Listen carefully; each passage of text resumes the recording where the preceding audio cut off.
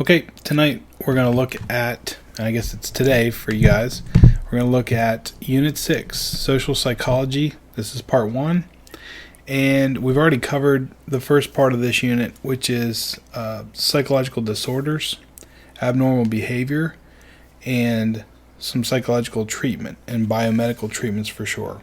I have some other things on the website that might help you through some of that, just some short notes over how to handle preparing for psychological disorders and how to treat those. The test is Wednesday, so Thursday for the on-level kids. So let's get to this and see how much we can get through here. This is after the quiz Monday, so hopefully you've had a good Thanksgiving break here. Social psychology. How is being a part of a group, how does that influence the way individuals behave and how they go about their business? Does it change their behavior because they're a part of a certain group? And why do people cooperate with and help others? What contributes to the aggressive behavior and violence that they might show? There's a couple of images on here I want to talk about real quickly. The first is on the left, and that's probably my favorite band of all time, Pearl Jam. And there's an interesting story with them where they were on tour in Europe. And I believe we talked about this in one of the classes, but the band experienced a situation where the crowd was pushing so heavily towards the front of the stage. And this was years ago, but probably in the middle part of their 20-some years of playing music together. And this was over in Europe, and the crowd was pushing so hard that I think it was 7 or 9 people were killed because of the force of the crowd smashing people against the barricade at the front of the stage. So this was a very difficult thing for the band to go through. Their music, which brings people together, and usually is something to celebrate, was causing the death of some of their fans. And it took them a long time to be able to recover from this and deal with it and get back to actually doing a good job of putting on a show again. When the lead singer, Eddie Vedder, is on stage, he'll often say things like, "Is everybody okay? Is everything all right down there?" And he'll be looking and trying to notice for things going on in the crowd that might be potentially a problem and pointing those out to security people. So they're really, really keenly aware of that. And if you've been in a concert, you know how it is. Or at a really big college football game or basketball game, or maybe you've gone to a Texans game here in Houston or something, the crowd has an energy to it, and that does influence how people behave. But we can look at that even in smaller groups, and then also the social interactions between two people. And you see the boy and the girl there kind of wrestling or pushing. We're going to look at aggression and those kinds of factors when we look at social psychology. So, and there you go. There's a picture of the Texans game. Not this weekend. This is years ago.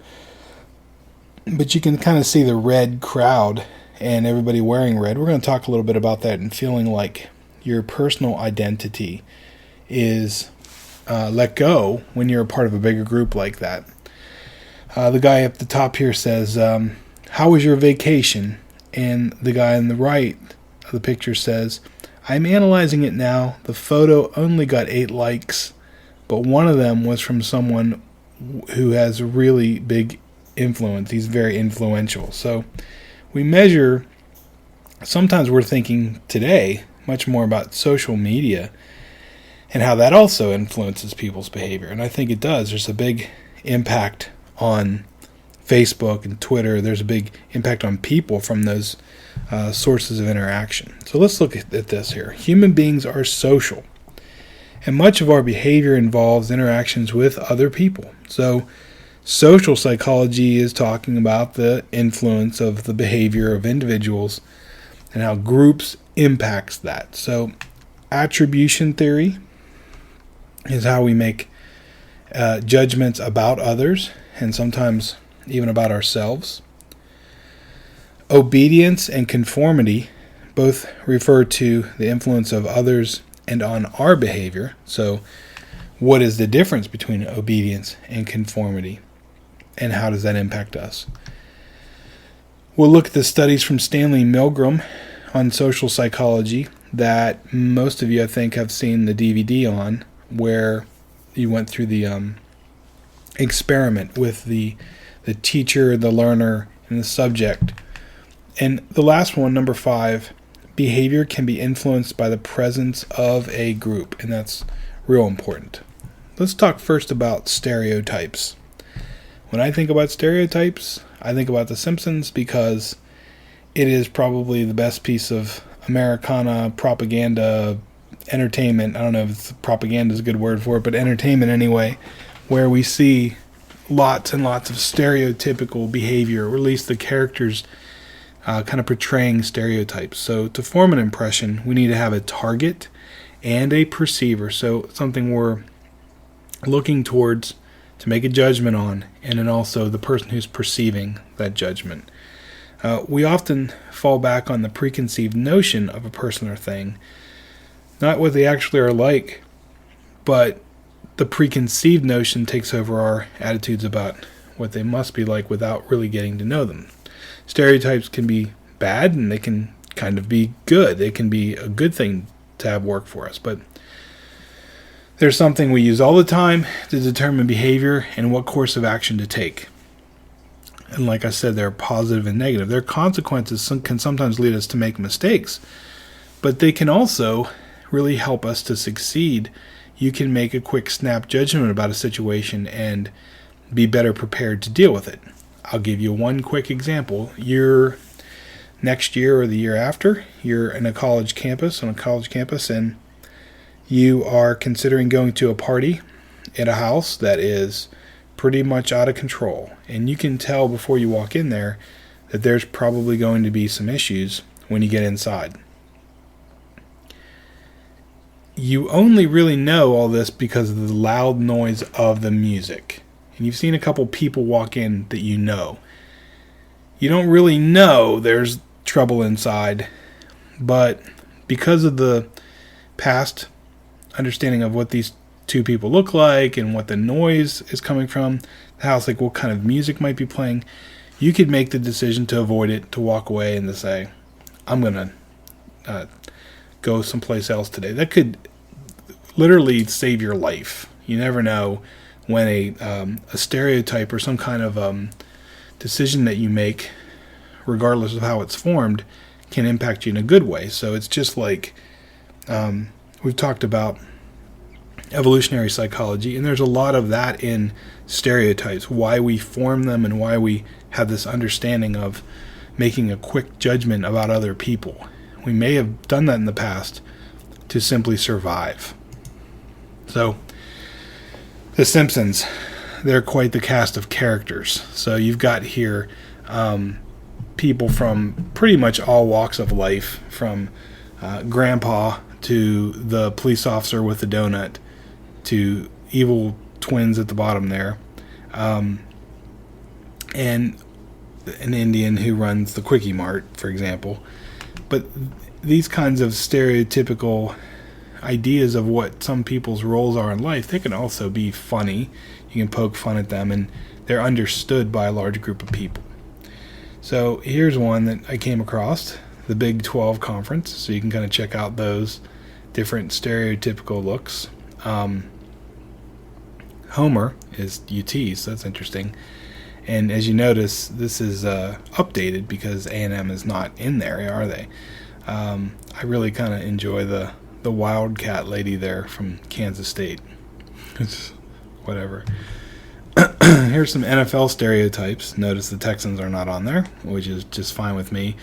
But the Patriots are, and I kind of like, Mr. Burns, excellent. At least that's what he's probably saying today if he's a Patriots fan. And I think that's Jerry Jones with the gun there. But anyway, and the guy that was the Browns owner looks like a used car salesman. I think that's kind of funny too. Anyway, these are stereotypes, and are they correct? The Saints guy is funny too. Are they correct? maybe in a way they're symbolic of a perception of those places, but I doubt that the people who all watch the Patriots are like Mr. Burns. Let's check out some other ones. These are pretty cool. The mainland United States of America. This is according to Common Sense 2011, which is just something somebody made up. Anyway, you get a few there. I am from Pretzel Reich, so that's Pennsylvania. I like Oklahoma is tornadoes. That's very interesting. New Orleans and Louisiana is Atlantis. I don't know. This is stereotypical, isn't it? Potatoes. It's funny. Wisconsin is just cheese. These are also pretty interesting. Think about each of these images here and form in your mind who you think these two people are. Where are they from? What is their life like? What would they sound like if they talked? What kinds of jobs, occupations would they have? How educated are they? And what are they like if you were to meet them? They'll change here a little bit for you as you go through this. Any ideas here? Maybe in some ways, maybe they're New York or California or Europe. Hard to say. How about these two? Probably California. Interesting. Now we're having some fun. What area of the country are they from? You know? Somebody said last year Rochester, New York, which I thought was pretty funny. They must be from the Northeast, but I don't know. Let's look at these two characters here. They might be right out of the 50s or something, or I don't know. Maybe it's Jersey Shore. People have said that too. The David Bowie look. As my dad would say, Space Cadets. Interesting, isn't it? Interesting. This is where it gets really crazy. Because, yeah, look at that. They did a good job with putting these photos and these pictures together. I mean, that's some serious costume work there. And right now I know exactly what you're saying in class because it's been said before. Is that woman a man or is it a guy or what? So, yeah. And I don't know what's up with that ring in her lip like that. That's kind of scary. But, I mean, maybe these are your kind of folks. They're salt of the earth kind of people. They're out there and maybe they need a shower. But maybe you would avoid them on the street late at night if they looked a little funny like that. I'm not sure. Stereotypes are interesting. What some people would consider to be a very scary stereotype here certainly wouldn't be if your background was Middle Eastern or you were an Islamic, a faithful Islamic person. This is not probably going to be a big deal to you. You may think the guy is laughing and not, he secretly has a bomb stashed underneath his jacket or something. But we have an interesting discussion about these pictures when we're in class typically. And I'm flipping through them just to remind you about what stereotypes are and how they can change group behavior. And on a very serious note here, after 9/11 happened and it was just a few people who were Islamic terrorists who did the terrible acts of 9/11, the many, many, many, many great people in this country who might even look of Middle Eastern descent were sometimes stereotypically thought to be a threat, and that's unfortunate. That's terrible. It should not happen that way. We should judge people on their actions, not just on the way that they look.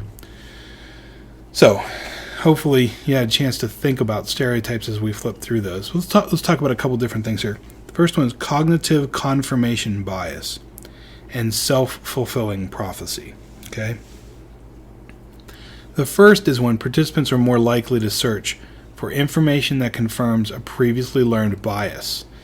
than to seek out information that contradicts the bias. Okay, so you're more likely to search for information that confirms a previously learned bias. This is very similar to Facebook. You're on Facebook, you're reading through the things that people have posted. You're more likely to see things on Facebook that you're comfortable with because these are people you've added as your friends. And in many ways, if you're voting on a presidential election because of what you're seeing on Facebook, and this is a tough one because sometimes it's kind of crazy, but you may be seeing and being hit with opinions of people that are just very similar to you. You may not truly know the other side of the story, so it's something to be considering and thinking about.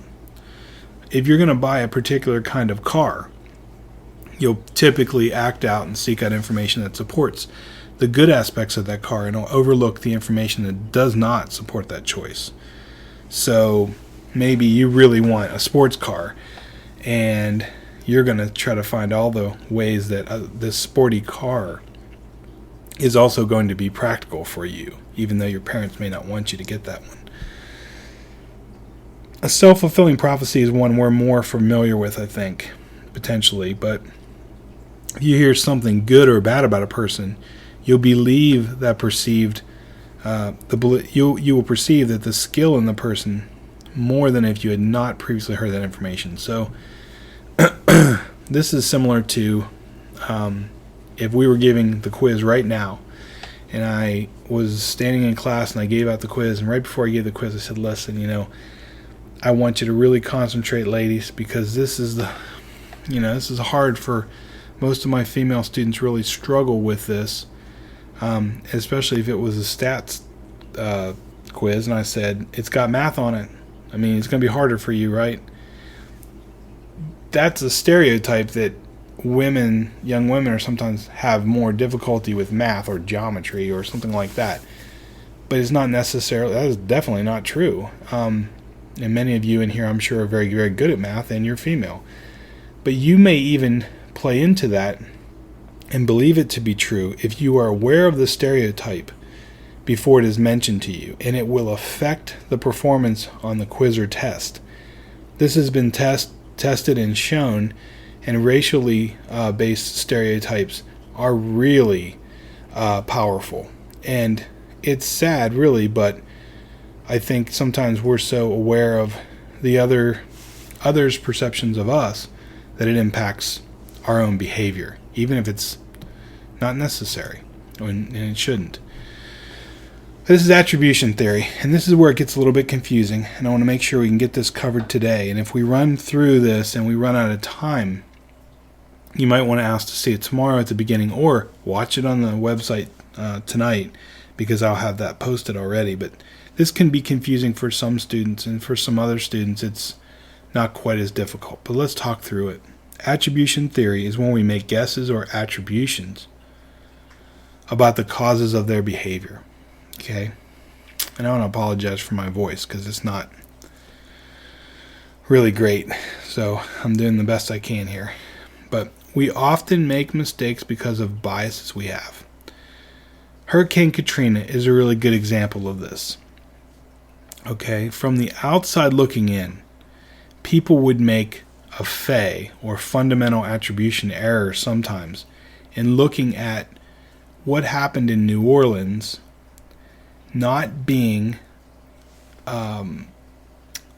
the impact of a natural disaster that crushes a town and pretty much puts it underwater. Many people died, and instead of thinking, wow, what can we do to help right away, there were some people in this country who blamed the people who were there. Why didn't they leave? They live below sea level down there. They should know if they're going to have a hurricane that this should happen or that should happen, and those people who stayed, that's wrong. Think about the people who stayed, like, to help their neighbor, or somebody who did not want to leave because they would have left behind somebody next door who might have needed their help. Or, there are it's not always personal reasons that impact people. The external cause, the hurricane, was the real problem there. So It's just an example, but the FAE, or fundamental attribution error in general, is when we tend to make attributions about causes of behavior being internal and not external. So it's personal, not environmental. And we often believe that someone does something because of who he is, not because of the situation that they're in. This is really, really common, and it's hard for us to overcome it. I think it's human nature in some ways. We just look at the other and think that they're not nearly as good as we are. And it's something you have to guard against, I believe. It's really a tough one. So this is fundamental attribution error. There's a couple different types of this. The first one is called, or the second part of this is called actor-perceiver bias. Okay, and it's an attribution theory. I have a 2 attached to it. And there's a 1 attached to this because really there's 3, I think it's 3 things here to think of. And that's the third one here is self-serving bias, which I don't have a 3 attached to that, so whatever. I should have fixed that. But number 2 says actor-perceiver bias. We're doing something, and we believe our behavior is due to external causes, not internal. It's not us. We didn't do it. If we're watching someone else, we believe their behavior is internally motivated. Really good example of this is when you pass somebody on the street and they've been pulled over for speeding, or they must have been drinking and driving, or there must have been drugs involved. Of course, it could have been like the last time I was pulled over, which was, hey, do you realize that your plate is being covered and that's illegal? And I think I also needed to get an inspection. It had just run out. But I had a plate cover over the back of my license plate. And the cop pulled me over to tell me how that was a problem and I need to remove the plate holder because it was covering the license plate in a little bit of the, like, tiny little spot around the edge of it. So, if you were riding by and you saw Mr. Duaz on the side of the road, and maybe it's like right now, I'm having trouble walking with MS, so I could get out of the car and stumble, and you'd immediately say, I knew it. I knew it. That guy, he said he never drank. He drinks. Man, that guy's messed up. If it's you behind the wheel, there is no way you did anything wrong. My speedometer is broken. There's no speed limit sign. This is a speed trap. Sometimes that's true, but understand actor-perceiver means actor-perceiver. This is the way to remember it. Actor and perceiver. Actor, we're doing something, or they're doing something. Actor, we're looking at an actor and we're perceiving it. And there are differences between what we believe is the external cause for us and the internal cause for someone else. And you see how that's very similar to, in some ways, an attribution error in general. The fundamental attribution error is making attributions about causes of behavior being internal and not external. Actor-perceiver is going to go in a different direction here, and it is we are doing something we believe our behavior is due to external consequences. Another person, it must be internally motivated. Okay? Here's one of my favorites. And I'm not going to play the clip for you, but you can play it at home if you want. Or if I get back on Wednesday, maybe we'll play it real quick before the test, Wednesday or Thursday. Self-serving bias. So I like the example here of John McEnroe, the tennis player from the 1980s, because he is a tennis player and he's serving the ball. So think about it like that, as a tennis serve. We attribute causes of behavior to external causes if we fail, and internal causes if we succeed. So our behavior, it's us if we succeed. I did it. It's all me. Our behavior, if we fail, is external. Good example. Took the quiz today. You failed. It is not your fault in any way. Why would Duaz give us a quiz the first day back from Thanksgiving? He's the biggest jerk ever. Probably is.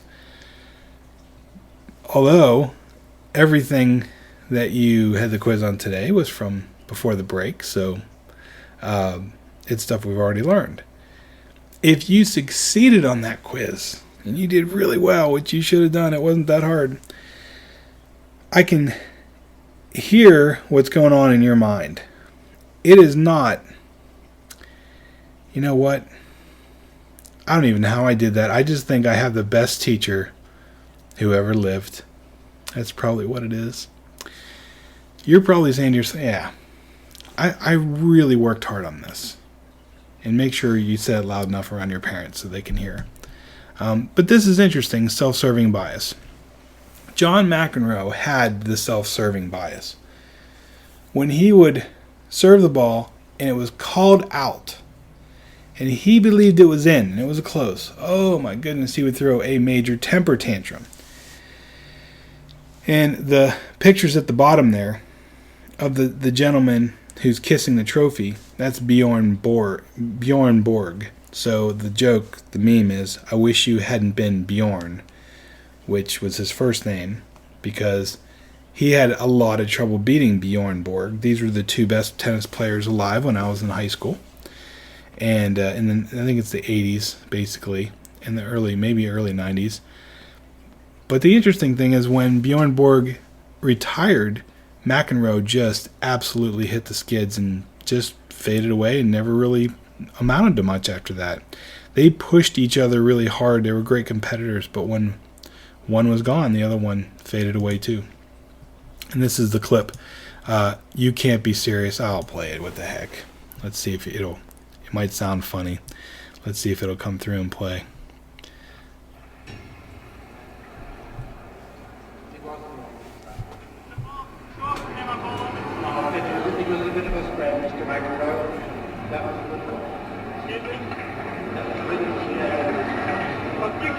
Serious, man. You cannot be serious! That ball was on the line. Chalk flew up. It was clearly in. So that gives you a little taste of it. And this is another really good one where he just flips out at the judge and throws his racket and beats stuff up. So self-serving bias. He's never, John McEnroe, hit a ball out on his own. And if it did go out, he never looked at this is better. If the judge in the chair there says, Mr. McEnroe, point to McEnroe, John McEnroe never said, you know what, I think that ball was probably out, and you did a great job, sir. I really appreciate that you're such a good, officiator and judge of tennis. They have computers for this now, which is kind of weird. We talked about this right before the break, interpersonal relationships. And I think in every class we got to it. We might not have in third period, but I asked the question, coffee or ice cream? Which would give you the better opportunity at the end of a date to be sure to cement the possibility that you'll get a chance to have a second date with the person? So let's look at interpersonal relationships really quickly. That's social psychology. Attraction is research has shown that it's proximity, the affect or emotional piece, similarity, and reinforcement. They all contribute to attraction. Pro-social behavior is when we engage in behavior that leads to some kind of good outcome. It's pro or good social. Altruism is helping other people, and that is motivated by helping others for the sake of just helping them, not for any other reason. You're not really getting paid. It's not like anything you're going to get. Is you want to do well for others. So here is the information from Yale psychologist John Bargh. He specialized in the effects of what's called priming, and it's an implicit memory effect. So you're going to be exposed to a stimulus, or stimulus influences responses to later stimulus or stimuli. And Bargh had participants either hold a warm beverage or a cold beverage to indicate, and then indicate if they thought a confederate, which is someone they didn't know, had a warm or cold personality. The results, of course, like I told you before the Thanksgiving break, was that participants who held warm beverages judged the Confederates to have a warm personality, while the participants, who held a cold beverage judged them to have a more cold personality. So it looks like Starbucks is where you need to go. What the frap? I would never have thought that. I can even do puns from here, folks. I can even do them from here. That's the last part for today. Hopefully we got through that in class, and if you didn't, check it out on the website. If you didn't, you're not even watching this part, so we're good. I'll come back tomorrow with another video that'll finish part 2 of social psychology. And I'm sorry I can't be there today. I really wish I could. But hopefully I'll be back on Wednesday, and we'll review a little bit before we take the test, the last test of the semester before the mock AP test. Have a great one. We'll see you next time. DFTBA.